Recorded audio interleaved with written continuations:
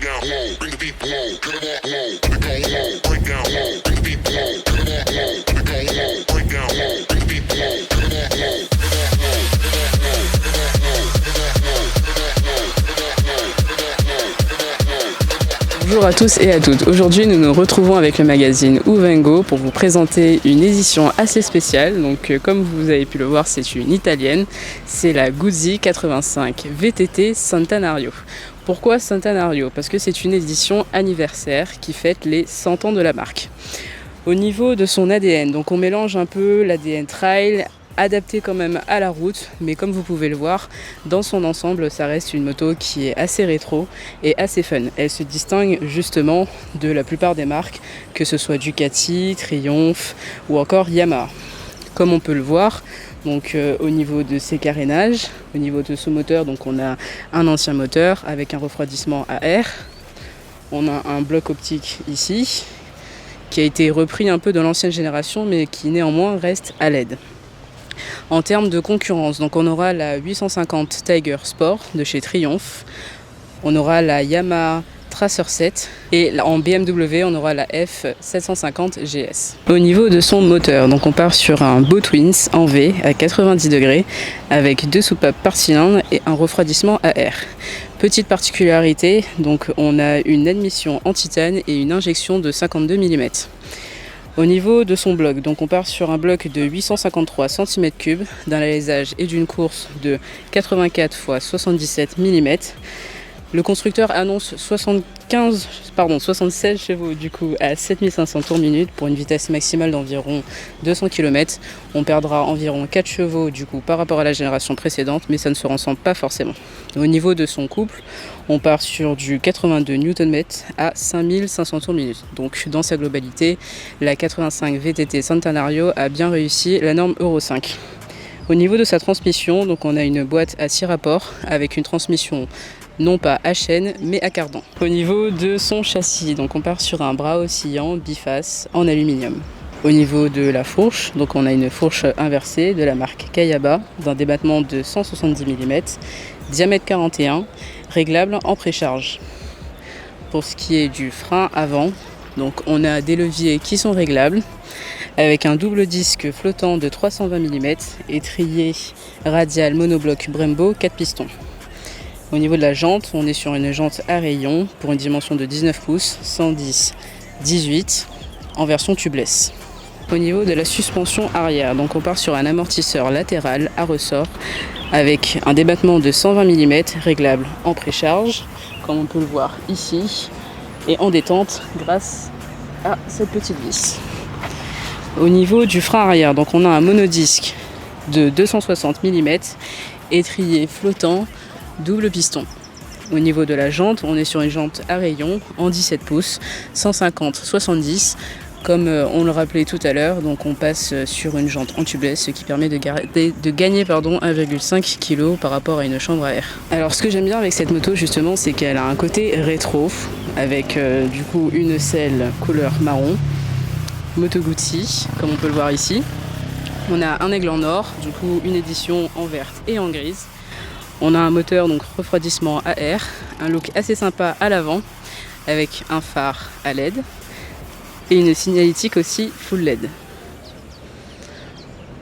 Alors si elle est rétro, c'est pas pour autant qu'elle n'est pas équipée, puisqu'elle a donc des pare-mains d'origine, elle a quand même une bonne bulle ici qui protège du vent. On a également un régulateur de vitesse, donc comme on peut le voir ici. Les finitions sont très bien faites puisqu'il y a pas mal de pièces en fait qui sont en aluminium. Pour son écran, du coup à la V85 TT Centenario, on a un bel écran TFT, donc avec des présentations d'informations essentielles. On a le nombre de tours minutes, la vitesse, donc le compteur kilométrique, l'heure, le rapport engagé, la jauge de température et d'essence, ainsi que différents témoins.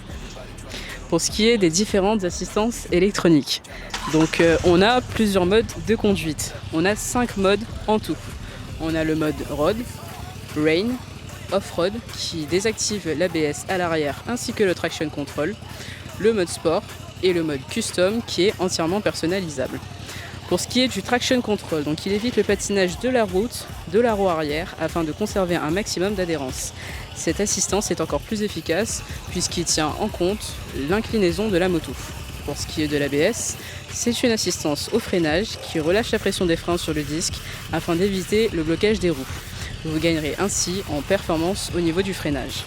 Pour ce qui est des équipements électroniques, comme je vous disais, c'est une moto qui est assez rétro, mais ce n'est pas pour autant qu'elle n'est pas équipée. On a la prise USB qui est disponible sous la selle, le régulateur de vitesse qui est paramétrable, ainsi que les pare-mains. Au niveau du réservoir, donc on a une grosse capacité de 23 litres, c'est assez impressionnant. Je ne sais pas d'ailleurs si c'est pas la plus grosse capacité en termes de trail, donc il est très important. Pourquoi? Alors parce que c'est un trail avant tout, mais surtout elle a été conçue pour le voyage. Donc ça vous assurera une très bonne autonomie de plus de 400 km. Même si c'est vrai que c'est assez lourd en pleine capacité, au moins vous saurez que vous ne vous arrêtez pas constamment au niveau de la station essence. Pour ce qui est de la hauteur de selle, on a une hauteur de 830 mm. C'est assez agréable, donc on a une bonne épaisseur, c'est très confortable, c'est très large.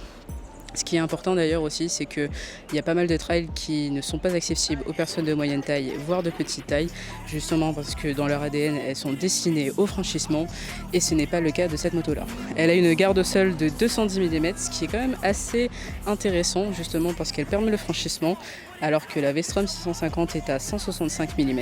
Mais comme je vous le dis, à la fois on a une grande garde au sol, mais elle reste accessible aux personnes de moyenne taille. Pour ce qui est de son empattement total, on est sur du 1,555 m. Cela va de pair avec son réservoir au niveau de son poids puisqu'elle affiche au total 230 kg.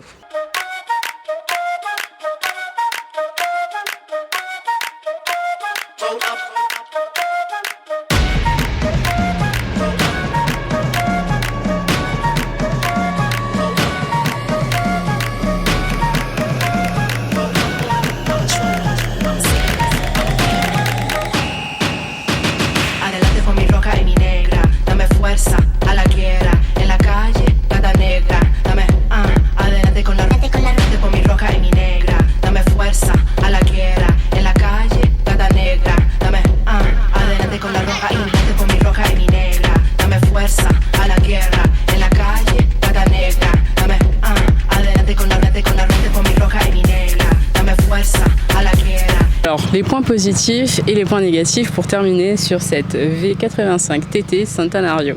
Donc on a la puissance moteur, sa performance. Le nombre de tours minutes en fait n'est pas énorme, on n'aura pas une allonge de 13 à 15 000 tours. Je crois que ça s'arrête aux alentours de 8, 9, 10 000 tours. Mais c'est très intéressant justement parce qu'on a un très beau couple. Sur papier, 76 chevaux, on peut se dire oh c'est pas beaucoup pour 230 kg d'ailleurs tout plein fait, mais mine de rien avec ce beau Twins, très sincèrement il y a de la patate, de la reprise, tout ce qu'il faut à la Réunion pour des routes sinueuses. Au niveau de son moteur, c'est vrai que ça vibre un petit peu, mais bon voilà, c'est pas forcément très désagréable. Au niveau de sa finition aussi, comme je vous le disais, au niveau de l'écran, donc on a un écran TFT très moderne, on a des équipements aussi à la pointe, des assistances électroniques, on a de l'aluminium vraiment partout, très bien fini. On n'a pas du carénage plastique comme on peut voir sur certains modèles en tout cas. Pour ce qui est aussi de sa polyvalence, franchement on a donc une dimension en 19 pouces à l'avant et 17 pouces à l'arrière. C'est très bien fait, on a une très bonne maniabilité, un guidon qui est très large, donc ça aussi ça aide. Le guidon peut être, je pense, assez haut pour des personnes de moyenne taille, donc des personnes qui font 1m70, mais bon, à partir du 1m80, voire du 1m90, c'est largement faisable. Pour ce qui est de son autonomie, ça aussi c'est un gros point fort, puisqu'on est sur une capacité de 23 litres, donc pour une autonomie d'environ 400 à 450 km, ça c'est vrai que au moins on ne pourra pas faire beaucoup d'arrêts à la station essence. Pour ce qui est aussi de son choix de coloris, puisqu'on a du noir Etna, on a cette version-là, donc qui est en version Centenario, c'est une édition unique. Donc en 2021 pour l'anniversaire des 100 ans, on a le jaune Mojave et le rouge Uluru. Au niveau des freins, c'est très mordant, on a de bons équipements comme je le disais, du bon Brembo à l'avant, donc on a du mordant. Après 230 kg forcément il faut les arrêter, c'est un frein qui est plutôt progressif, donc il va falloir quand même bien appuyer sur les leviers pour que ça freine, mais sinon en termes d'efficacité il n'y a pas de souci par rapport à ça. Pour ce qui est aussi donc de son entretien, c'est un entretien qui est peu onéreux. Sincèrement, même en termes de consommation, on n'a pas de chaîne, on a un cardan donc du coup à l'arrière. L'autonomie d'huile est de 30 000 km avant de faire la vidange. Donc grosso modo, c'est une capacité de 500 à 700 millilitres. Ce n'est pas grand chose par rapport à un kitchen. Pour ce qui est des normes Euro 5, je trouve que la moto a très bien réussi les normes, on garde un bon couple et c'est vrai que la plupart des motos du coup ressemblent à quelque chose de plus linéaire. Au niveau des points négatifs, je dirais qu'il y a un manque d'informations par rapport à la pédale arrière, mais bon ça c'est corrigeable on va dire. Au niveau de sa bulle aussi, donc la bulle elle est assez courte, même si elle est réglable selon l'inclinaison donc avant et arrière. C'est vrai que si on est un peu grand finalement on a tout le vent dans la visière. Au niveau de son poids, c'est vrai qu'elle nécessiterait d'être un peu plus allégée. Bon, c'est vrai qu'après, sa capacité de 23 litres ajoute pas mal par rapport à un poids sec, mais ça reste quand même une très bonne moto. Pour ce qui est de son prix, donc elle sera disponible auprès de Moto 2000 à plus de 15 000 €. Mais bon, c'est quand même un tarif très intéressant par rapport à ses équipements, par rapport à ses assistances, par exemple par rapport à Suzuki V-Strom 650 qui est peut-être légèrement moins cher mais peut-être moins fini. Au niveau de son look aussi, c'est un look qui est rétro, qui peut pas forcément plaire à tout le monde. Je pense que c'est une moto qui se destine aux personnes un peu plus âgées, pas forcément aux jeunes, mais en tout cas ça vaut vraiment le coup. Je remercie le propriétaire donc d'avoir participé à l'essai. Merci à vous pour m'avoir permis de présenter cette moto que j'apprécie énormément. Et si ça peut aider certaines personnes à faire leur choix sur un trail pour en profiter pleinement à La Réunion, écoutez, c'est avec plaisir. Retrouvez le magazine Uvango sur les réseaux sociaux, que ce soit Facebook, Instagram, YouTube. Et puis je vous dis à bientôt pour de nouvelles vidéos. À bientôt sur Uvango.